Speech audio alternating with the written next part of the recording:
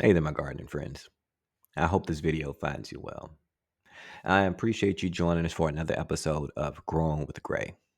On last week's episode, we discussed some beginner herbs that can get you started on your gardening journey. And on this week, I would actually like to further iterate some fruits and vegetables that I think that will be good starter plants for the potential beginner gardener. But if you're new here, no worries. Just know that my name is Gray and I'm a Texas Master Gardener here to help you on your beginning path to your gardening journey. But without much further ado, let's talk about some plants. Now, just to recap, last week we talked about basil, mint, parsley, chives, and thyme as well as being some good starter herbs for that beginner herb garden. But now we're going to start talking about some, again, like I said, some beginner friendly vegetables. And if you're thinking, hey, great, when are we going to start talking about growing soursop and watermelons and mangoes and citrus trees? Don't worry, we're going to get to that stuff. But we have to crawl before we can walk, and we have to walk before we can run. With your patience, I'll show you how to grow all of those things too, depending on your growing zone. If they grow in your growing zone, don't worry, I'll show you how to grow those as well. The first fruit that we're going to discuss is going to be tomato. And yes, you heard it right. Tomato is actually a fruit. Just like peppers, zucchini, eggplants, and so forth. The reason why the tomato is actually a fruit is because it's produced from the ovum of a flowering plant. So it's technically the offspring of a plant. And so thus why it's actually considered a fruit. Unlike your actual vegetables, like your celeries, your mustard greens, spinaches, and so forth. In those situations, even carrots, those situations, you're actually eating parts of the plant, and that's what makes it a vegetable, just so you understand that specific classification. Now, before we start to talk tomato, I do want to give you a little bit of an overview of the fruit itself because it has a very interesting history as well as the family of plants or the plant family that it comes from. First and foremost, the plant family is actually from the Solanans family. So that means that tomatoes are going to be closely related to potatoes, peppers, your eggplants. What else? Oh, mandrakes. And then, of course, the most important one, deadly nightshade. Yeah. And with that being said, when tomatoes were first discovered, they were believed to be toxic. So it wasn't until like the 16th or 17th century that people took a chance and actually started to try to eat the fruit from the tomato plant. Oddly enough, it wasn't even eaten in the Americas until well after it became popular over in Europe and Italy and so forth, despite being discovered here. And in regards to the family of plants that tomatoes come from, that holds significance because that's going to be very important when we get further in episodes and we start talking about companion planting. Just know that for right now, you don't want to plant the same species or the same family type together. Like, for instance, your tomatoes with your potatoes. And don't worry, like I said, we'll get into further episodes and we'll explain why that's not necessarily a good idea. But for right now, what we're going to be discussing is a specific cultivar of tomato that I really think would be a good starter plant because of the instant gratification that you can get, and plus the long duration of your actual harvests. And that's going to make a big difference. Now, in regards to the specific cultivar of tomato that I'm recommending you grow, I'm going to lean heavily on your indeterminate tomatoes being your cherry tomatoes. Reason being is one, cherry tomatoes, the cultivar specifically, is an indeterminate. What indeterminate means in regards to tomatoes means that you're going to get one, a vining plant that is going to provide tomatoes throughout the entire growing season, as opposed to your determinate tomatoes, which are going to be tomatoes that give you everything it's going to produce right up front at the beginning of the season, and then boom, that's all you get. So I would recommend for a beginner gardener, definitely starting with a cherry tomato. In general terms, when we're talking about growing tomatoes, you have to take in consideration that tomatoes are a moderate weather crop. So we're looking for ideal soil temperatures of about 65 degrees to 85 degrees is what you're looking for. Anything cooler, anything warmer is definitely going to compromise your crops. So if you're looking to start tomatoes for the first time, if you're a beginner, I would highly recommend maybe visiting one of your local nurseries and buying some seedlings that are already growing, because you'll get that instant gratification. But if you truly want to do this from seed, this is what I would recommend. Ideally, you're going to want to start your seeds indoor 6 to 8 weeks before your last projected frost date in your microclimate. You can then transplant to outdoors once soil has warmed up enough. And now, when seed starting, I would highly recommend an inert seed starting mix. This will allow you to keep the soil moist enough for the seeds to be able to germinate without producing fungus and then, of course, fungus gnats. For your soil, once you're ready to transplant, you're looking for a well draining, rich organic soil that's going to have a soil pH of about 6.0 to 6.8.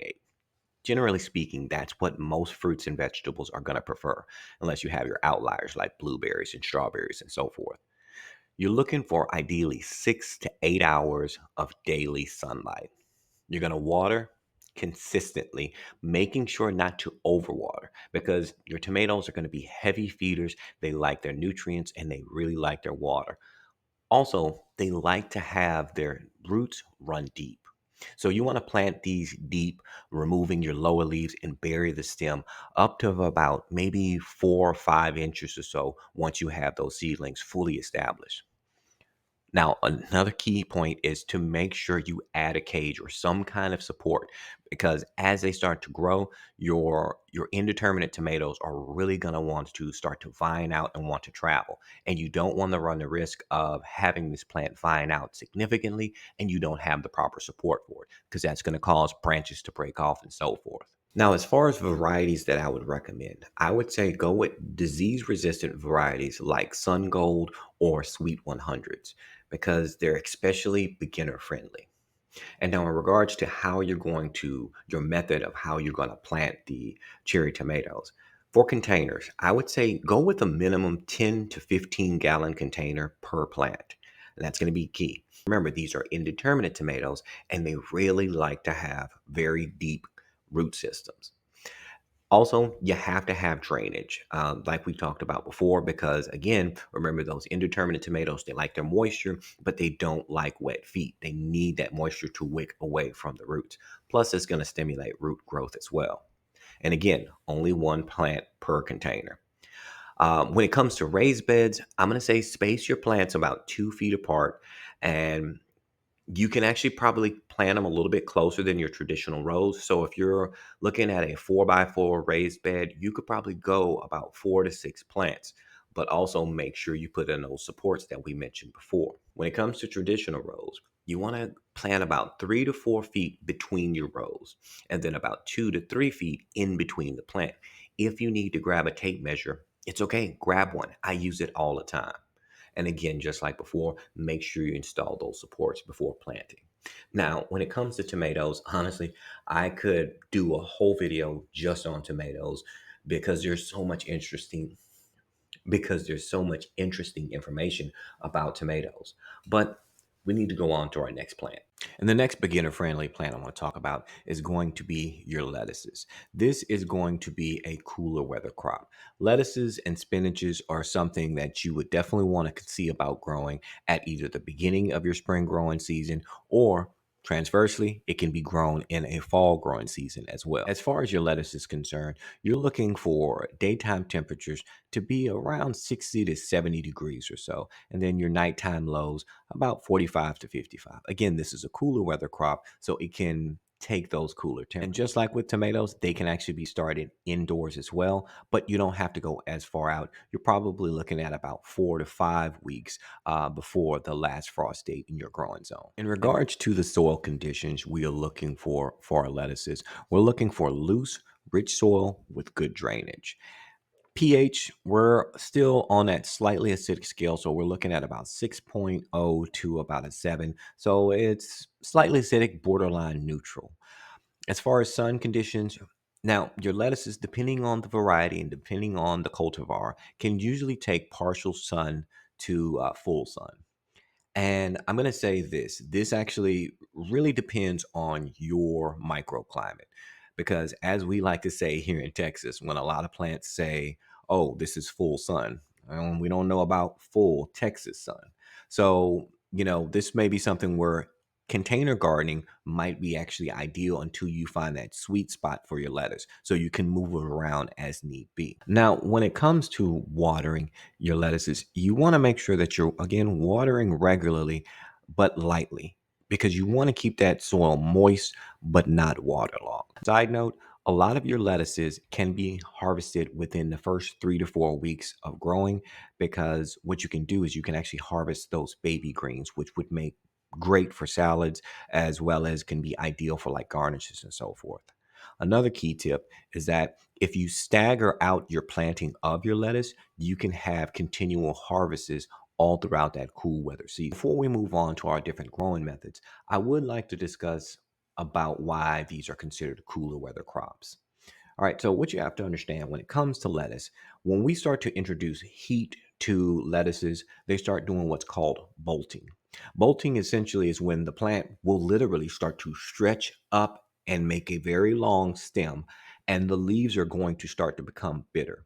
And this is when the plant is actually going into its seeding process. Once it starts going to seed, it's ready to die and produce that new iteration of itself. So that's why it's ideal to grow these in your cooler weather because it stops that bolting process. And honestly, when it comes to your lettuces, you don't really want that bitter taste. It's going to be undesirable. Now let's talk growing method. First, being containers. When it comes to your lettuces, you're looking for a container depth of about 6 to 8 inches in depth, which means that this is actually going to be ideal for like your windowsill growing boxes and so forth. Additionally, that means you can also plant multiple heads of lettuce in said box. As far as your raised beds are concerned, you want to space out your plants about 6 to 8 inches from one another. Now, on the other side of the spectrum, your traditional rows, you're looking to have your initial row spacing to be between 12 to 18 inches apart. And then, of course, in your individual rows, you want at least 6 to 8 inches between each plant. In regards to the different varieties or cultivars that I'm going to recommend, I actually have five that I believe will be really good for a beginner gardener. First and foremost, we have the black seeded Simpson, which is a very fast growing, heat tolerant plant with mild, tender leaves. It'll be ready to harvest in about 45 days. Next, we have the red salad bowl, which has attractive red tinged leaves that'll add a little bit of pop of color to your garden. It's very slow to bolt and it tolerates various growing conditions. Continuous harvest is definitely possible out of this plant. Next, you have your classic romaine, which has crisp, upright heads. It's very heat tolerant, good disease resistance, and then you're looking to harvest in about 55 to 60 days. And also, now this is one of my favorite varieties, and this is going to be your butterhead varieties, specifically the butter crunch. It's compact, tender heads of lettuce, very sweet flavor, and it tolerates both cool and moderately warm temperatures. So this is going to be one that might do well in the southern states. And last but not least, you have your heat tolerant varieties like your summer crisp. It stays crisp in warmer temperatures and slightly resistant to bolting. I mean, it is still possible, but it is a little bit more resistant than the others I listed. It's good for late spring, early summer planting. A few additional tips I want to give you about growing lettuces before we move on to our next vegetable. And first and foremost, being start with loose leaf varieties like the black seeded Simpson that I mentioned before. One, these are just easier to grow and it's going to give you that instant gratification so you can have that sense of accomplishment. Additionally, mix up your different varieties in for color and for taste. I mean, experiment around with it a little bit.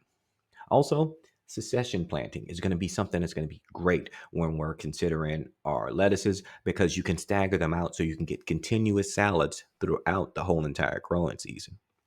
And also, and this is one of the most important, make sure you're choosing varieties and cultivars of lettuce that suit your local climate. And for this next segment, we're going to reach out to a very close friend of mine by the name of Dewayne over at Urban Harvest DFW. And he's going to share two of his top faves when it comes to beginner friendly vegetables to grow in your garden. So if I was to say what would be my favorite, I guess, easiest vegetables to grow, I would have to go with number one, kale. This kale here, I think it's a Lacento kale or a Dinosaur kale. It's actually weathered the frost and actually weathered the heat. So it's fairly easy to grow. depending on the variety, can tolerate down to just about freezing temperatures. And again, depending on the variety, can tolerate up to 100-degree temperature. So it makes it a nice all-around crop. This particular kale has been here since summertime. So I'll probably put a new batch because they do get kind of, over time, they lose their flavor, get a little tougher, and not as soft and tender. So I'll probably end up cutting this down and growing some more kale. And number two on my list would definitely have to be collard greens or mustard greens, essentially any kind of greens. So this is my Georgia collard greens. They got hit with the frost, but believe it or not, once springtime hits, they will bounce back. They got a good root structure, but all of them, like I said, did get hit by the frost. But I'm not worried because they can tolerate some freezing temperatures for a short period of time. But again, mustards and collards, they're fairly heat tolerant, up to maybe 80-ish degrees. Then they'll start bolting once you get into the 90s. And they're fairly cold tolerant. They will take down the freezing for short periods of time, and even take some snow and ice for short periods of time. Again, all I need to do is just cut off the tops, and then in the spring they'll actually bounce right back. So I would have to say two easy to grow vegetables to start with would be collard greens or mustard greens and kale. Thank you, Dwayne. I greatly appreciate your time, effort, and input. Now, see there what he did? He's choosing his top picks based off of what grows in his climate. And that's bringing me to some pro tips that I want to share with you. Pro tip number one: when it comes to choosing the right fruit and vegetables for your garden, this is something I really want to cement into your mind, right? Choose the right fruits and vegetables based off of your growing zone. Because honestly, you're going to spend a lot of time, effort, and money trying to chase a plant that flat out just doesn't grow well in your growing zone. So make sure you research, research, research. I know once you get excited about growing and see all of these different things that you could possibly grow in your garden, you might think, challenge accepted. But you're going to spend a lot of time, effort, and money and trying to make a plant produce that is just not right for your climate. And this is going to be a situation where I would lean heavily on potentially looking into native species of plants that grow well in your zone, especially when we're talking about trying to attract pollinators and so forth. Your native species, they're going to be your tested, tried, and true plants that actually do well with your soil conditions and do well with your climate. Thus, I would highly recommend that you research plants that grow well in your environment and then incorporate native plants as well. And now for our next tip. And in all earnest, this one may be just as important, if not more important, than the last tip I shared. And that's going to be this: grow what you like to eat. I know it might sound crazy. It might sound far fetched, like, well, duh. Sometimes when we as growers, we start growing vegetables, we just get so excited of seeing that life unfurl in before our eyes that sometimes we end up growing more and more things that or plants that we actually just don't need. Case in point, I love zucchini. Zucchini, summer squash, those are two of like my top two fruit that I love to grow. But honestly, I'm the only one in my house that actually likes it. My wife, my two kids, they're not big fans of it at all. And I would grow copious amounts of plethoras of zucchini and squash. We're talking about 12 plants per. And the thing about it is, I would have so much squash that I would produce that I couldn't eat it all. I couldn't store it all. So I end up giving, a multitude away. And that's what we do as gardeners, right? We start sharing our produce and so forth. And my point is, if that's not what your house needs, if that's not the demand, why spend so much time and valuable real estate growing something that is not really going to be used? Because again, remember, this is going to be valuable real estate when we're talking about our garden. So in the future, I transitioned, and instead of doing so many plants or growing so many plants, I put it down to just one. One zucchini plant and one summer squash was more than enough to create all the produce that I would need for me to be able to enjoy my zucchini and squash and then not have all of the surplus. And now, another example of this, for instance, would be red leaf lettuce. About 2 years back, I really wanted to add a pop of color to my garden. So I decided to add in some red leaf lettuce along with the other lettuces and strawberries that I was actually growing. And let me just tell you, yes, the color was brilliant. It was beautiful. It was almost like a nice hint of burgundy amidst all of the green and then the reds from the strawberries as well. So it was visually stunning. But now, as far as the taste, in my opinion, you may feel otherwise, but red leaf lettuce tastes like eating cardboard. It had no taste whatsoever. Oh my goodness. I couldn't get anyone in my house to eat it, including myself. Make sure to grow what you like to eat. And so that way you're not spending your time, effort, and money and producing something that is undesirable. Okay, gang. I know I've given you a lot to process today in regards to trying to find those suitable fruits and vegetables that you want to place in that beginner garden. But next week's episode, I'm going to be talking specifically about fruits and berries. So I do hope that you join me. And I hope this information helps you out today. But hey, it's been fantastic talking to you as always. I'll talk to you again real soon.